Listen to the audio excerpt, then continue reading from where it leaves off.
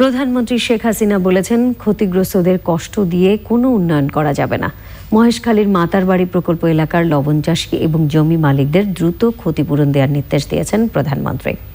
তিনি জানিয়েছেন, মাতারবাড়ি এলাকায় বিনিয়োগের জন্য বিভিন্ন দেশ এগিয়ে এসেছে। বিস্তারিত সঞ্জয় চাকের রিপোর্টে। বহুমুখী কর্মসূচির আওতায় কক্সবাজারের মহেশখালী মাতারবাড়ি সমন্বিত উন্নয়ন প্রকল্পের অধীনে ৩৭টি উন্নয়ন প্রকল্প চলছে। এর মধ্যে রয়েছে দেশের সবচেয়ে বড় কয়লা ভিত্তিক বিদ্যুৎ কেন্দ্র, কোলজেটি, এলএনজি টার্মিনাল, বহুমুখী সমুদ্র বন্দর সহ বিভিন্ন প্রকল্প।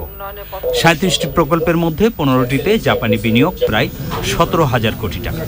প্রধানমন্ত্রীর সামনে মহেশখালী মাতারবাড়ির সার্বিক অগ্রগতির চিত্র তুলে ধরা হয়। আজকে এই মাতারবাড়ি অর্থাৎ মহেশখালীর যে বিশাল চর অঞ্চল জেগে উঠেছে, সেখানে আমরা রীতিমতো এখানে একটা কয়লা ভিত্তিক বিদ্যুৎ কেন্দ্র, সেখানে এলএনজি টার্মিনাল থেকে শুরু করে একটা বিদ্যুতের উৎপাদনের একটা হাব তৈরি করা, এই ধরনের অনেকগুলি কর্মসূচি আমরা হাতে নিয়েছি। প্রধানমন্ত্রী জানান, চট্টগ্রাম থেকে কক্সবাজার পর্যন্ত রেল লাইন, কক্সবাজার বিমানবন্দরকে আন্তর্জাতিক বন্দর এবং গভীর সমুদ্র বন্দর চালু করা হবে। একটা সৌভাগ্যের বিষয় যে ইতিমধ্যে পৃথিবীর বিভিন্ন দেশ এগিয়ে এসছে এখানে বিনিয়োগের জন্য।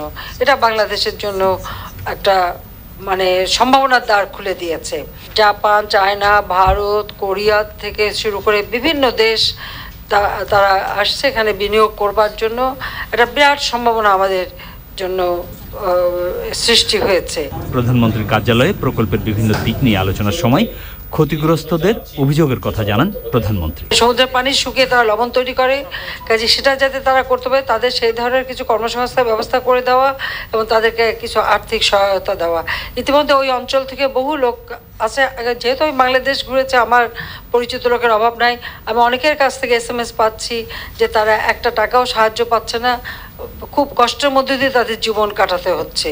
তো এভাবে মানুষগুলি কষ্ট পাক, সেটা আমি চাই না। কাজে তাদের জন্য কি করা যায় সে ব্যাপারটা আপনারা উন্নয়ন করবেন, দেশের ভালো, কিন্তু সেই উন্নয়নটা কার জন্য? এইসব দরিদ্র মানুষের জন্যই তো তাদের কষ্ট দিয়ে তো উন্নয়ন না। কাজে তাদের জীবনযাত্রাটা যেন ঠিক থাকে, তারা যেন একটু ভালোভাবে বাঁচতে পারে, সেদিকটা দেখাটাও কিন্তু আমাদের একান্ত কর্তব্য। তো আমি আশা করি যে সেই বিষয়টাও আপনারা একটু নজর দেবেন। কিছু লোক যাদের টাকা ছিল, অনেকে টাকাটা পায়নি, সেটাও দেখতে হবে।